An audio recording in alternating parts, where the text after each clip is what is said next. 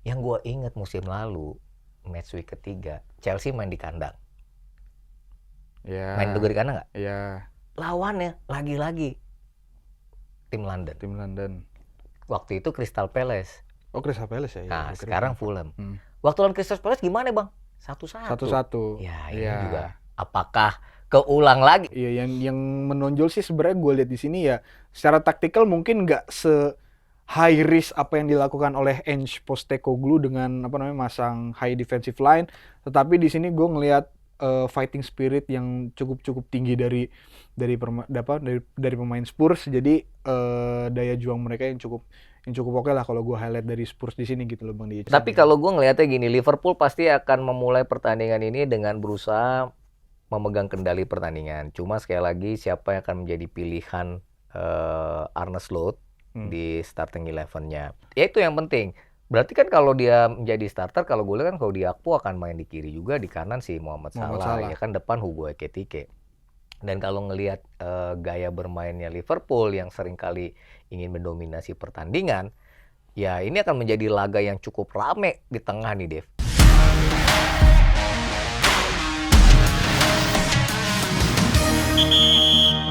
Oke, match week ketiga Premier League akan ada big match di sana antara Arsenal melawan Liverpool. Kebalik ngomongnya, Liverpool melawan Arsenal. Mainnya di Anfield. Apakah yang pemenang dari sana bisa merebut puncak klasemen sementara? Itu akan dibahas di sini di Halftime Break bersama gue Dev Refri dan kembali berdua bersama Bang DJ. Yang menang itu potensi naik ke puncak. Potensi naik ke puncak, iya. Kalau menangnya selisih golnya bisa lebih hebat dari Spurs kalau Spurs menang juga lawan Bournemouth.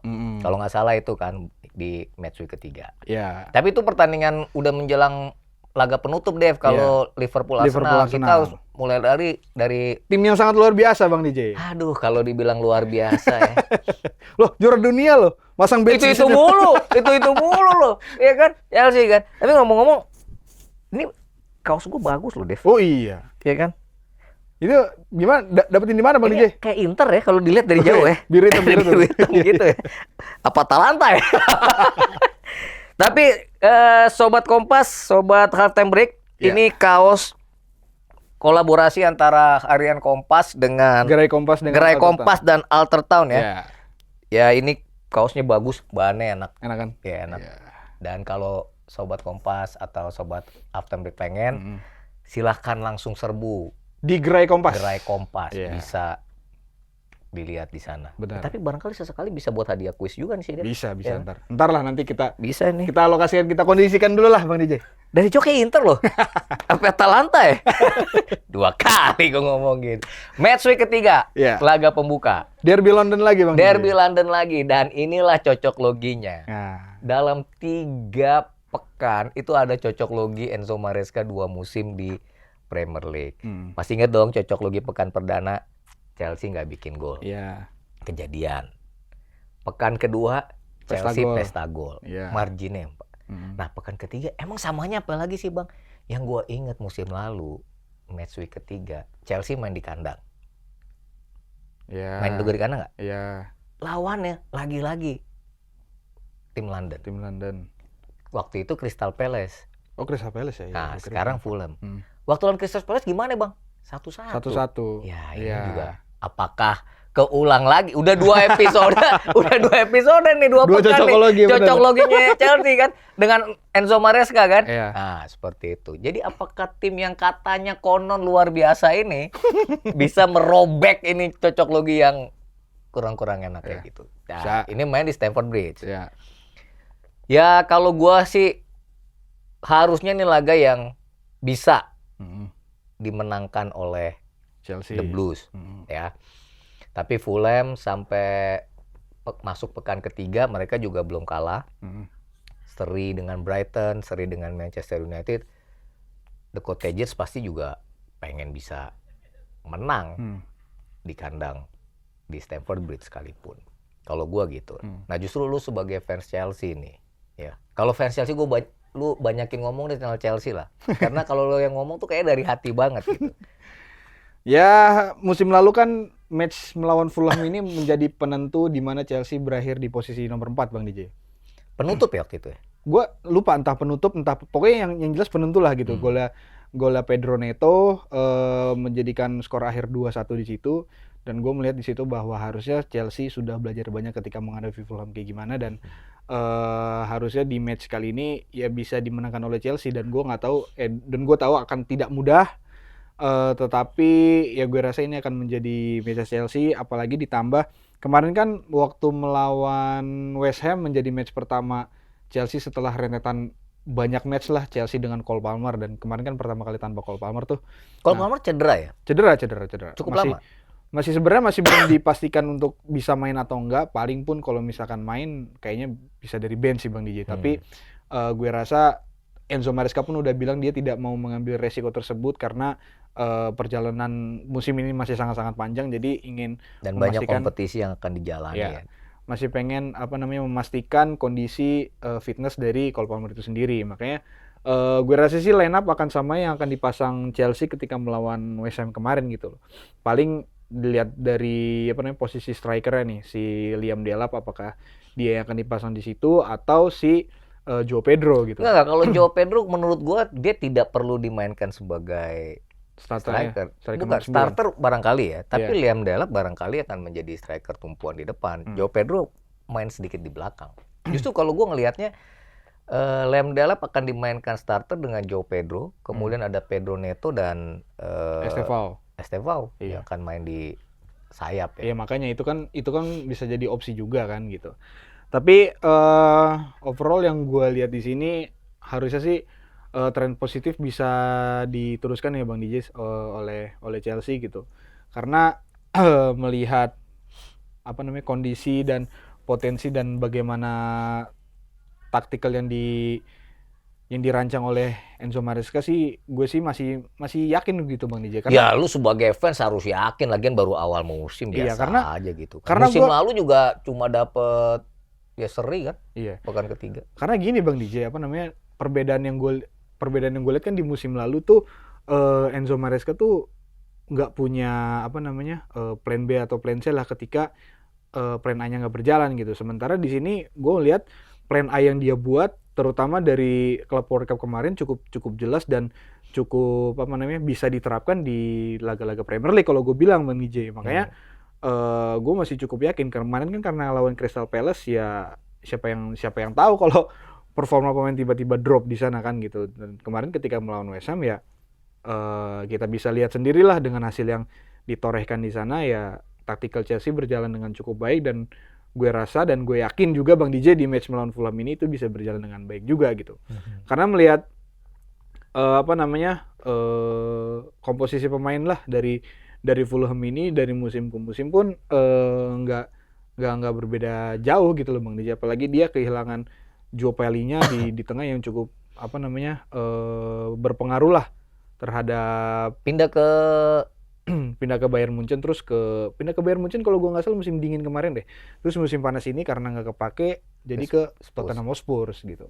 Itu cukup berpengaruh untuk Fulham. Jadi gue rasa Chelsea bisalah memenangi pertarungan di lini tengah dan cetak gol. Ya lagi-lagi gue berharap Enzo Fernandez bisa menjadi jangkar yang baik. Sebenarnya gue bilang juga kayaknya kuncinya justru di Enzo Fernandez Bang DJ. Selalu Enzo Fernandez ya? Iya, Enzo Fernandez tuh kalau ngedrop sekelilingnya pun kelihatan gitu. Iya, jadi kelihatan ngedrop gitu loh Bang DJ. Nggak punya bukan satu kekuatan ya, pengaruh lah.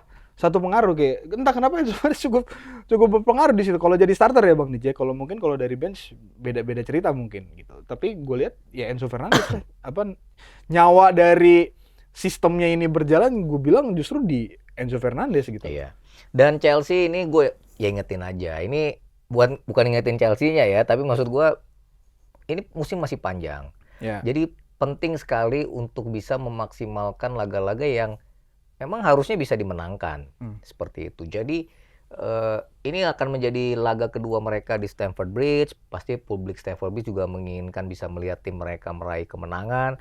Bahkan ya kalau bisa main dengan cukup baik, dengan cukup taktis, sehingga kemenangan itu menjadi easy win buat Chelsea gitu. Ya karena kalau lu sampai seri, ya berarti lo hilang lagi 2 poin, dan itu akan membuat eh, persaingan makin ketat, walaupun ya karena ada laga match antara Arsenal Liverpool juga atau Spurs juga dengan Bournemouth. Tapi Chelsea perlu untuk tidak kehilangan poin dengan mudah gitu dan menghadapi Fulham. Jadi tapi sekali lagi nih Derby London 3 pertandingan awal musim ini Chelsea menghadapi Derby London terus ya. Dan kalau gua nggak salah sampai match week ke-9 Chelsea itu akan sulit juga Bang DJ. Maksudnya baru ketemu tim-tim yang papan bawah, baru tim-tim yang di bawah lah itu match week 9 ke atas sono. Iya, termasuk MU sulit nggak? Kan pekan kelima Pekan kelima lawan ketemu MU terus masa juga. sulit sih sama. Jangan gitu. Tapi ya udah kita fokus Ya, yang ya, ya. ketiga dulu. Jadi Ya, ya, ya. Chelsea ya pasti berharap fansnya bisa melihat Chelsea yang luar biasa itu ya, supaya bisa menang ya kalau bisa bikin gol banyak lagi ya keren banget sih. Tapi kayaknya Joe Pedro perlu dipasang di FPL nih. Iya nih kayaknya nggak tahu dah. Gue masih belum lihat rentetan match yang lain justru Bang DJ. Jadi harus dilihat. Liam Delap tuh belum pernah jadi starter ya dalam 2 pertandingan awal ya. Kemarin starter. Oh, kemarin starter ya. Cuman belum bikin gol. Belum bikin gol. Emang kan dia di prospeknya untuk jadi pelapis sebenarnya Bang DJ. Tapi yang utama jadi starter utama juga menurut gua nggak masalah. Iya.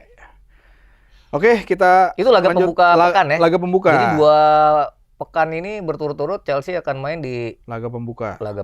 Iya. Oke. Lanjut itu kan jam 6:30 waktu Indonesia bagian barat. Di jam 9 itu ada beberapa match Bang DJ. Ada Tottenham lawan Bournemouth. Iya. Ini ujian lagi bagi Thomas Frank. Ini kalau misalkan kemarin lawan tim promosi bisa menang, terus juga lawan tim yang sepadan lah di Big Six bisa menang. Sekarang lawan tim papan tengahnya nih Bang DJ. Iya. Maksudnya biasanya banyak tim-tim besar yang kepleset di sini di melawan tim-tim yang papan tengah, lawan City menang, lawan Arsenal bagus, lawan Liverpool bagus, lawan tim promosi bagus, lawan tim papan tengahnya bagus. Iya. Ini ngelihat prospek dari Thomas Frank yang apa yang ingin dia lakukan bersama Spurs di mungkin bisa dibilang 3 match terakhir lah lawan PSG kan harusnya dihitung Bang Niki. Iya makanya lawan PSG kan juga sebenarnya mainnya bagus ya. Iya. Lepas kalahnya ya dia udah menang 2-0 kebobolan 2-2 jadi adu penalti kan. Iya, yang menonjol sih sebenarnya gue lihat di sini ya secara taktikal mungkin nggak se high risk apa yang dilakukan oleh Ange Postecoglou dengan masang high defensive line, tetapi di sini gue ngelihat fighting spirit yang cukup tinggi dari pemain Spurs. Jadi daya juang mereka yang cukup oke lah kalau gue highlight dari Spurs di sini gitu loh Bang Dia. Cuman masalah yang sama oleh Spurs dari musim ke musim, pelatih baru selalu kayak gitu. Dan menariknya nanti di pertengahan musim bagaimana Spurs bisa bertahan di performa yang seperti ini atau enggak. Tapi gimana lo ngeliat? Ya kalau kita nanti, menatap match week ketiga antara The Lily Whites menghadapi The Cherries ya. Ini laga di Tottenham Hotspur Stadium. Ya. Tentu kita semua tahu bermain di depan publik sendiri itu pasti punya keuntungan tersendiri, punya gairah tersendiri. Apalagi mereka baru saja memenangi 2 laga awal musim dengan cukup baik gitu ya. Ini pasti menimbulkan kepercayaan diri yang cukup tinggi. Tetapi kepercayaan diri ini bisa menjadi buah si malakama kalau mereka tidak fokus dan meremehkan AFC Bournemouth. Liverpool di pekan perdana kecolongan. Udah sempat leading 2-2, sudah sempat leading 2-0 baru jadi kebobolan jadi 2-2 kan. Itu menandakan bahwa memang ada sesuatu yang jangan dianggap remeh dari AFC Bournemouth. Kita sama-sama tahu beberapa kali kita udah sering ngomong, ini ada Andoni Iraola, seorang pelatih yang walaupun dengan pemain-pemain yang bukan top utama gitu ya, tapi pemainannya bisa padu. Antoine Semenyo ini menjadi pemain yang harus diperhatikan, yang menjadi fokus juga untuk lini belakang Spurs. Dia punya kecepatan, dia punya insting juga, dan dalam beberapa tempat kalau dia dapat posisi yang enak untuk menembak gitu, yang ruang yang lowong untuk melakukan tendangan, itu cukup berbahaya dan ini bisa menjadi tes tersendiri untuk kipernya Spurs si Vicario. Jadi salah satu memang kekuatan Spurs di 2 laga awal musim adalah lini pertahanannya. Sejak Christian Romero didapuk menjadi kapten, gua ngelihat dalam 2 pertandingan dia cukup matang, tidak lagi pemain yang agak Yang emosional gitu, gerasa-gerusuk yang lah ya. keras gerusuk. Dia bisa maintain pertahanan dengan baik, dan rekannya Mickey van de Ven juga luar biasa. Van de Ven ini kadang kalau dalam satu kesempatan juga bisa maju ke depan dan membuka peluang opsi untuk penyerangan seperti itu. Jadi lini pertahanan Spurs ini menjadi yang utama ya. Kita akan lihat lah kalau ketika mereka bisa meredam Erling Haaland gitu di Etihad, apakah pemain-pemain Bournemouth yang kadang-kadang juga punya usukan kiri kanan ya. Si Kluivert masih ada di situ kan, Justin. Masih. Ya itu juga harus yang diperhatikan oleh lini Spurs. Nah, tetapi ya Spurs juga punya kekuatan di depan itu, Dave. Trio Richarlison, kemudian Kudus dan Brennan Johnson. Ini kayak menjadi triangle yang mematikan. Ya paling nggak kelihatan lah dalam awal-awal musim ini, termasuk juga waktu lawan Paris Saint-Germain. Dan kalau mereka bisa dalam hari yang baik, penampilan yang baik, ya gue sih tidak meragukan kalau Spurs bisa bikin gol banyak lagi gitu di pertandingan besok. Ya kan? Kalau gue ngelihatnya seperti itu. Dan ini kesempatan sekali lagi Spurs kalau pengen bersaing di musim ini setelah musim lalu yang mengecewakan, ya maksimalkan laga-laga kandang kayak gini. Walaupun menghadapi laga-laga melawan tim-tim kayak gini ya. Ya walaupun ya kayak gini tuh agak berat gue ngomong agak gini karena FC Bournemouth ya sering menyulitkan seperti justru ya kayak itu. Bournemouth, Brentford, Brighton gitu ya. Iya, kadang Aston Villa juga gitu. Aston Villa agak sedikit di atas lah paling enggak. Tapi ya jangan sampai lah kepleset di laga besok. Ya gue pengen lihat apakah Brennan Johnson bisa bikin gol lagi untuk ketiga Lu kalinya. kayak suka banget sama beruntun. Brennan Johnson. Enggak, gue suka memperhatikan pemain-pemain yang menurut gue punya kapasitas potensi yang menonjol ya. Dan Brennan Johnson ini salah satu yang musim lalu gue cukup impressed gitu dengan penampilan dia lepas Spurs berakhir di peringkat ke 17 ya? Iya. Gila ya. Di bawah MU dong. 17 Di bawah MU ya? Iya. Tapi dia ngalahin MU di final. Ya enggak maksudnya. Ya Masih kayak aja. ya enggak. Tapi maksud gue Brennan Johnson tuh makin hari makin matang. Dan moga-moga di tangannya Thomas Frank ya. Thomas Frank kan punya, ya gue yakin lah ketika Thomas Frank bisa membuat Brentford stabil gitu ya di Premier League ya dengan Spurs, tapi kan ekspektasi juga tinggi ya. Spurs loh, ini kan tim besar gitu kan, pasti harapannya juga cukup baik. Dan gue yakin Thomas Frank bikin sesuatu. Ini Thomas Frank keren loh, Dev.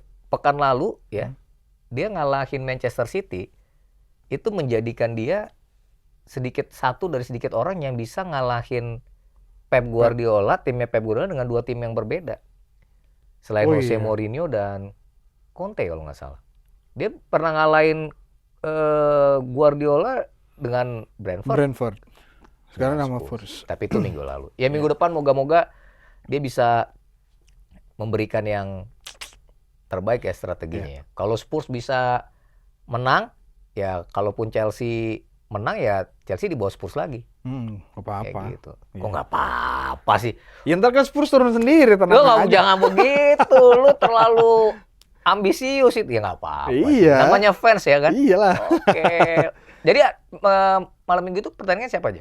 Di jam yang bersamaan Bang DJ ada tim yang cukup luar biasa, Manchester United. Manchester United? Iya. Ngelawan? Lawan tim promosi Burnley. Lawan Burnley. Nah, gimana nih? Lo kan kemarin di review kayak ini kan di dua laga awal musim kan MU mainnya jamnya 22.30 ya. Iya. Ini geser nih. Iya, lebih maju. Siapa tahu bisa menang, iya kan? Siapa tahu bisa menang, ya kan?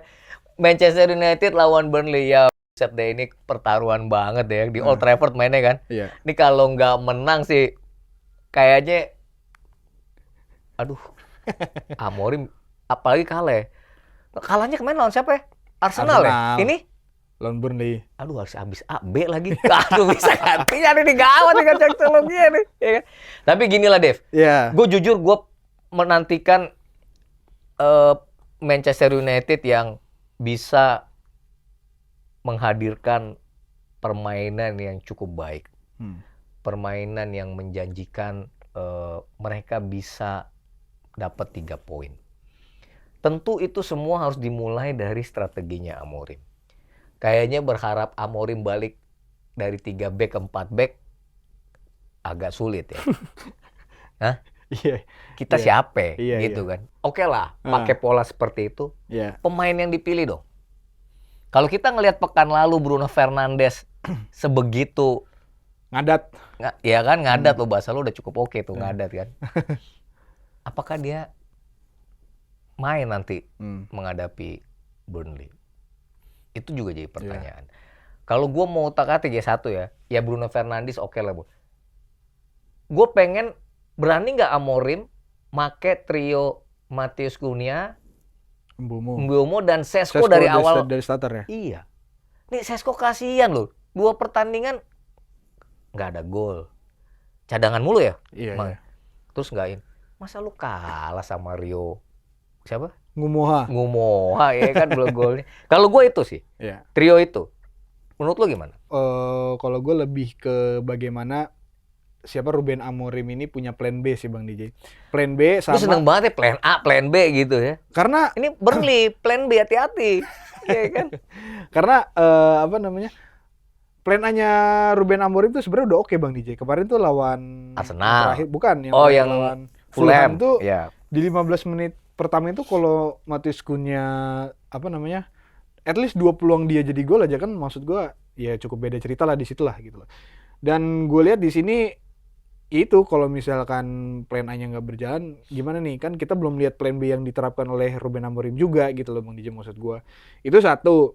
Sama bagaimana dia ngelihat pemain Bang DJ. Selama lawan Arsenal sama lawan Fulham, kalau lu perhatiin ya Bang DJ, pergantian pemain yang dia lakukan itu cukup template. Cuman bedanya Ahmad jadi starter sama Dalot yang dicadangin itu doang kan sebenarnya.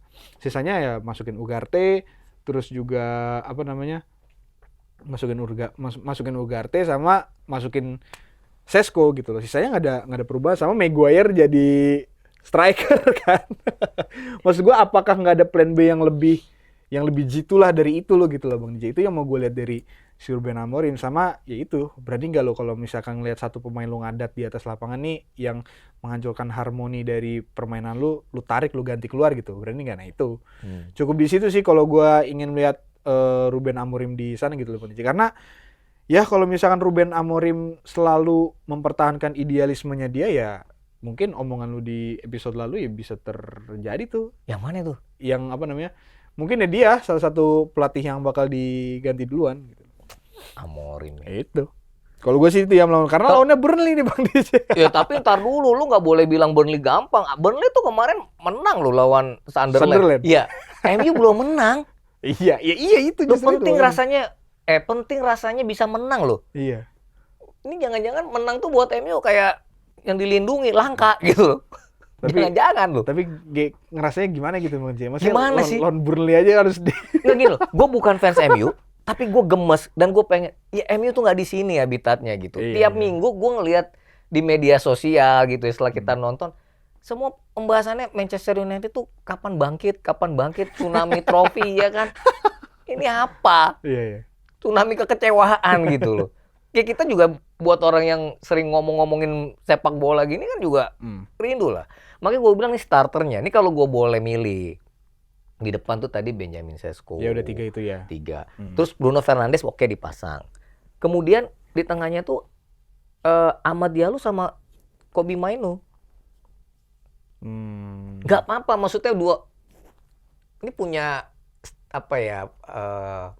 agresivitas menyerang juga kan. Iya. Karena lu butuh agresivitas ini untuk bisa ngebongkar pertahanan lawan dan bisa nyetak gol gitu loh. Iya. Dibanding lu pakai juga Casemiro yang beberapa ini juga, gue nggak ngeliat Casemiro nih apa ya gue mau ngomong ya. Ya terlalu, mungkin udah lewat masanya barangkali. Nah tinggal di lini belakang juga ya. Gue kiper nggak tahu apakah ya mau Bayandir siapa lah, si Onana atau Tom Heaton atau kiper yang itu udah datang belum? Belum kayaknya, iya.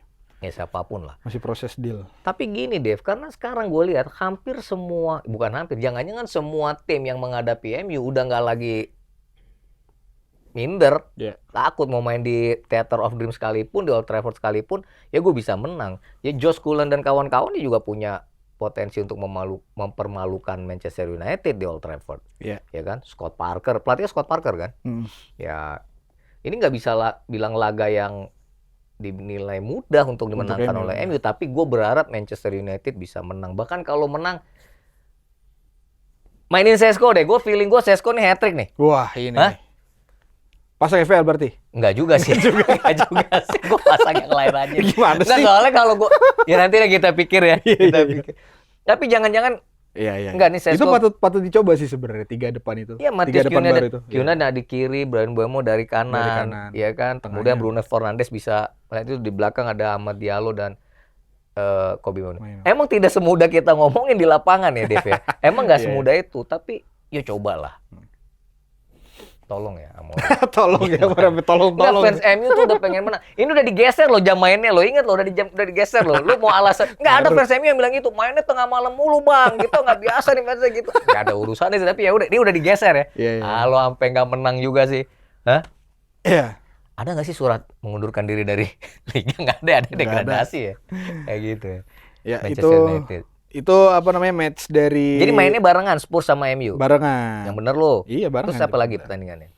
Habis itu ada Leeds Newcastle di apa namanya, di tengah malamnya. Ya moga-moga Newcastle bisa bangkit ya. Iya. Tapi ini kan dua tim United yang kalah pekan lalu ya. Leeds United kalah dibantai sama Arsenal. Kemudian MU seri, bukan Newcastle United kalah sama Liverpool ya. Iya. Ini laga yang moga-moga jadi laga kebangkitan. Sekali lagi Newcastle masih tanpa Isak. Where are you Isak, ya kan?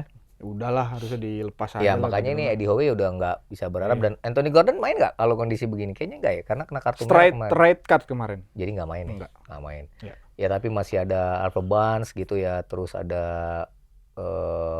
Sandro Tonali ya, bisa di tengah yang bisa membuat, ya siapa tahu punya pilihan-pilihan lah. Ini PR yang cukup tricky juga nih buat Eddie Howe deh. Cukup pelik nih buat Newcastle United, dan Leeds United juga pasti ingin memanfaatkan laga di Ellen Road dengan kemenangan. Iya. Nextnya di match pembuka hari Minggu ada Brighton City, Bang DJ. Ini City sama Brighton ya? Iya, ini dua tim yang kalau misalkan dilihat dari musim lalu ya, Brighton kan bermain cukup atraktif ya Bang DJ, cukup menyerang dan cukup terbuka lah, dan harusnya sih ini bisa dimanfaatkan oleh City ya, apa namanya, tim-tim yang bermain dengan atraktif atau terbuka kayak gini ya. Sekalian gue juga mau lihat lah ini Pep bisa nggak nemuin solusi yang nggak dia temukan di match kemarin melawan Tottenham Hotspur gitu loh Bang DJ. Di match lawan Brighton ini. Ya kalau gue ngelihat ya sama seperti Leeds United, Newcastle United, Brighton, Hove Albion versus Manchester City ini kan dua tim yang kalah juga pekan lalu. Jadi pasti ini laga yang akan sangat seru, sangat ramai. Main di American Express Stadium ya, di Amex ya, mainnya di kandangnya Brighton. Di Amex. Ya ini akan menjadi laga yang tricky, walaupun gue tetap mengunggulkan Manchester City ya. Ya gue berharap sama lah. Boleh dong gue pilih-pilih pemain ya kalau buat. Boleh. Ke Pep Guardiola bisa denger gitu ya. Mainin aja Erling Haaland sama Omar Marmoush dari awal. Kayak kemarin dong, kemarin kan Marmoush juga dari awal. Marmoush dari awal ya? Bukan siapa berarti satu lagi yang. Doku. Sorry, Doku mungkin bisa dimainkan dari awal. Karena menurut gue Doku ini juga punya agresivitas ya di lini pinggir lapangan, di sayap ya, dan jadi ini nusuknya penetrasinya oke dong. Cukup oke, dan bisa lo mendapatkan peluang-peluang yang siapa tahu ada pelanggaran-pelanggaran di sana gitu. Jadi ya kita nantikan apakah Rodri bisa main dari starter ya. Jadi starter. Ya, itu juga. Itu akan menjadi poin sendiri. Tapi ya sekali lagi Brighton juga nggak mau kehilangan muka. Mereka hampir menang lawan Fulham di pekan perdana kecolongan menit terakhir. Dan ini menghadapi Manchester City yang sekali lagi Dev, kadang-kadang juga kepleset menghadapi tim-tim yang seperti Brighton. Tapi harusnya menang apa namanya, margin 2 gol atau 1 gol bisa lah City nih lawan Brighton nih. Yakin banget lu. Iya, menurut gua mah. Lu kemarin bilang sama Spurs juga menang. Orang lu pasang. Enggak, siapa yang ngomong? Bukan Erling Haaland lu pasang jadi kapten. Iya. Di FPL. Iya. Itu kan artinya lu yakin. Iya sih. Lu jangan ini deh membantah gitu deh, bener-bener pakai faktanya yang bener gitu. Ya kan gua nggak tahu kalau Spurs ya bakal begitu juga. Iya. Gitu. Lalu? Ya udah, lalu nih ke match selanjutnya aja. Match selanjutnya.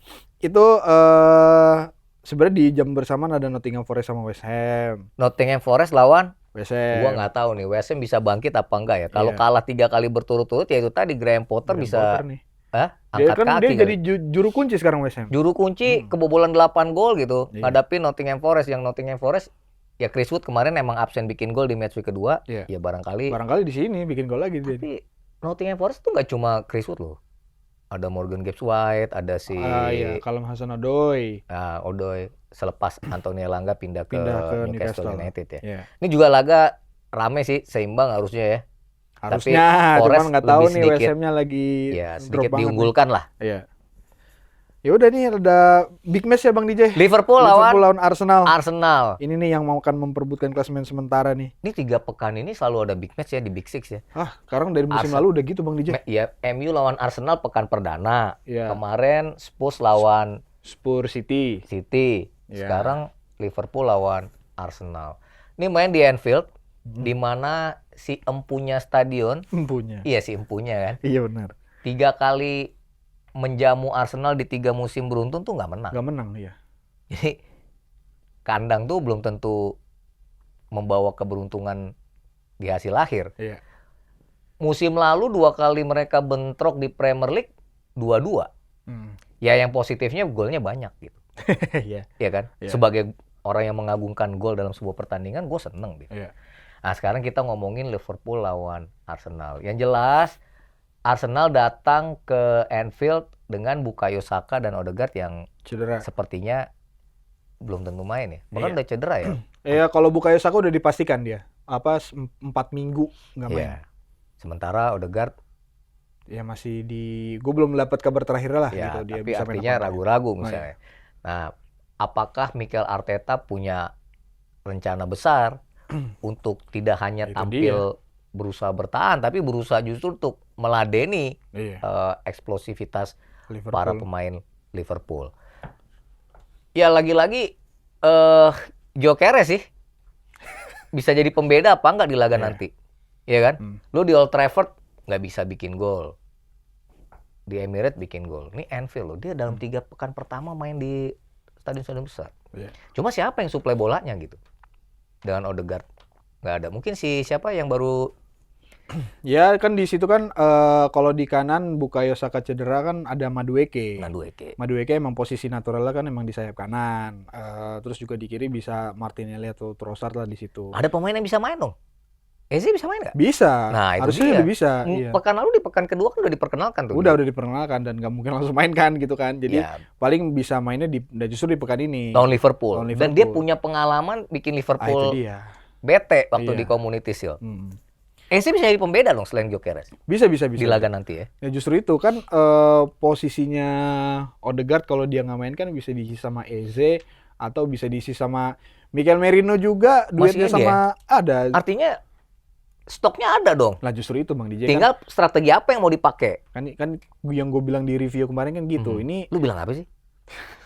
kan Lu sukanya, ini gue kan udah agak-agak lupa gue. apa umur ya? Umur.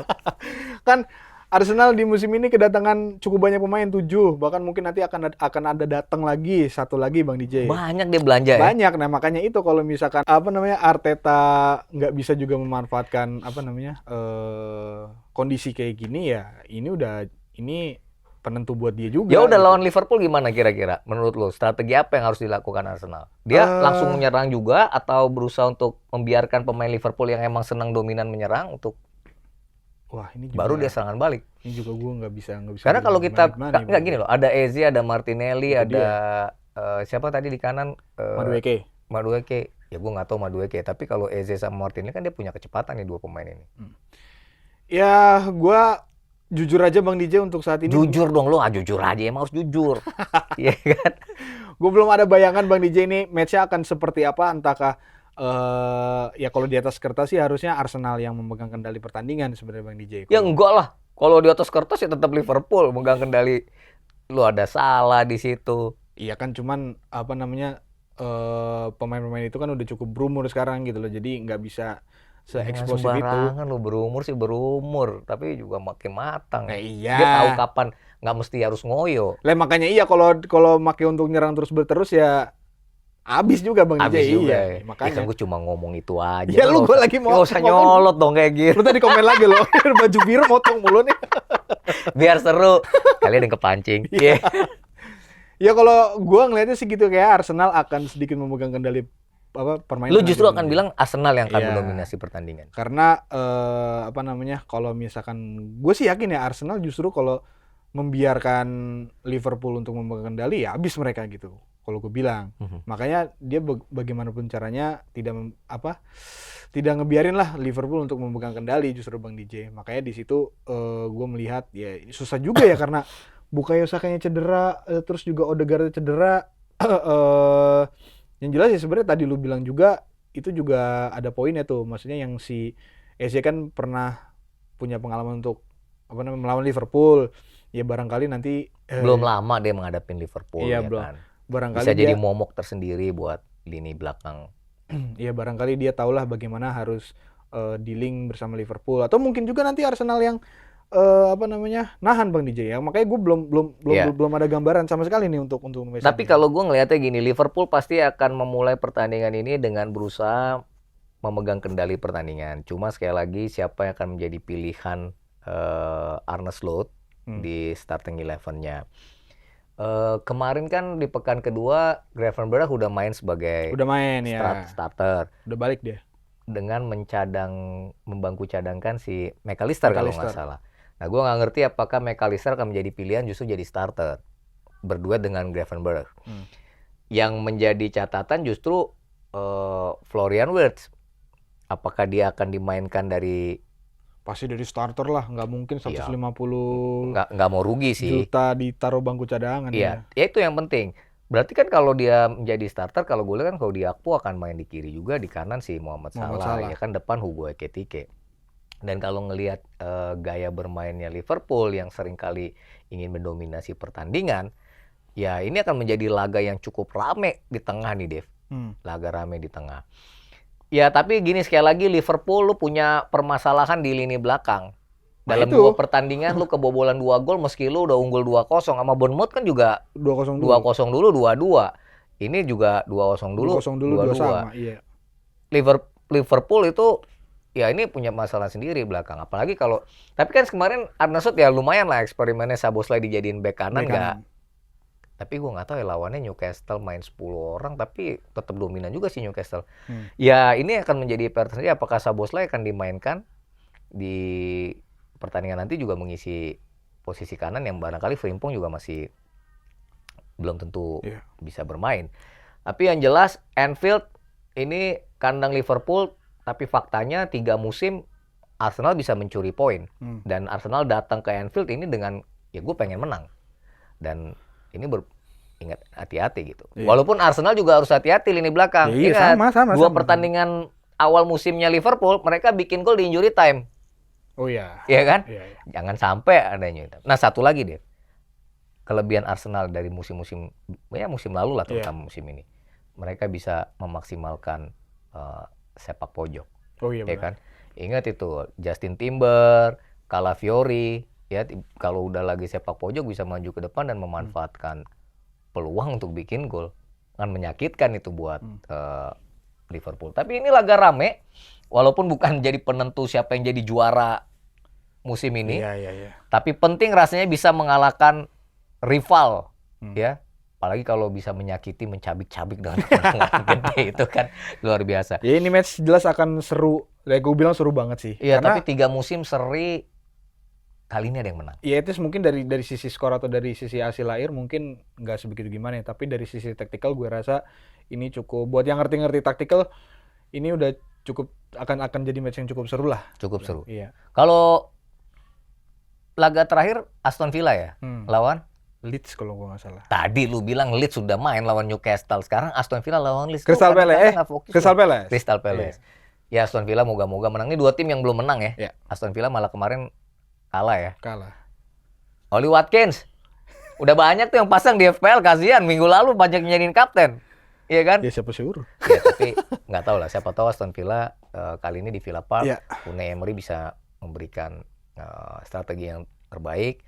Dan bisa menjadi 3 poin pertama menghadapi menjalani musim ini.